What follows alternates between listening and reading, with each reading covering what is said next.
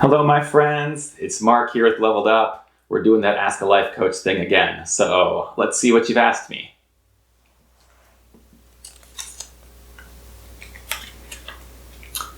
How do I find direction in life? Whew. There's a nice big general question. How do I find direction in life? I don't quote often, but I'm going to quote the Lord of the Rings here for the line, "Not all those who wander are lost." Just as a reminder that maybe you don't need a direction. Maybe there's nowhere in particular that you need to go.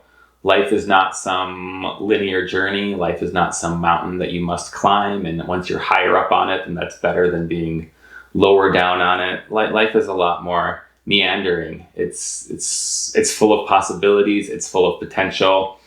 But I invite you to take this should out of it, like, oh, I've got to be going somewhere, and I'm not going somewhere, so therefore I'm failing. Like, no, there's nothing required of you as a human other than to just be, and you're already doing that. So you don't necessarily need to change anything. You're not a failure if, oh, I like to spend a ton of time playing video games. Okay, that's bringing you joy. Spend a ton of time playing video games. There's no judgment here, right? So hopefully you can take that to heart and just find joy wherever you find joy.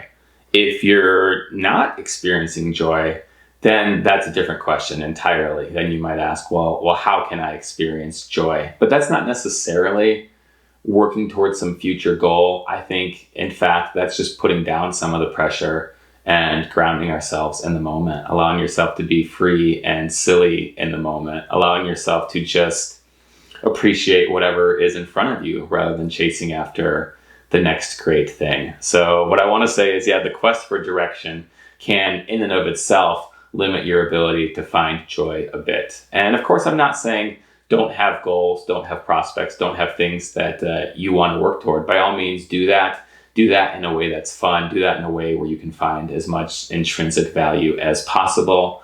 But don't feel like you need to change anything. I'm a much bigger fan of working on yourself than I am working on your circumstances, because circumstances are always contingent. So you can try to build the perfect life around you, and then life can just throw you any number of curveballs that completely change the game. But if you keep working on your own mental health, your own well-being, you become your own best friend. You've got the self-care thing down. You're growing spiritually, whatever that might mean to you.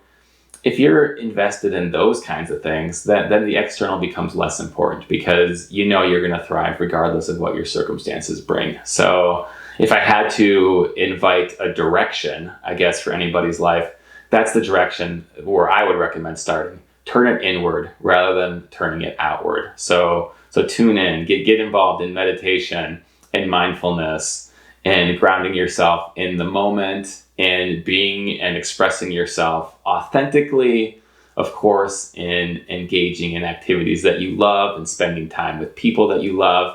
And I think if you do that, you might be surprised that the external just starts to fall into place a little bit. So hopefully I didn't dodge the question too much. Hopefully what I've said there is helpful and interesting. I really appreciate the question. I think it's a fabulous one.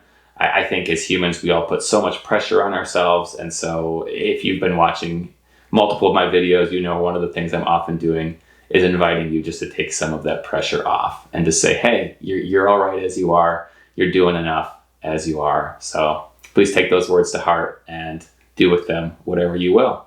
Thanks for joining me, everybody. And as always, I'll look forward to seeing you in the next video.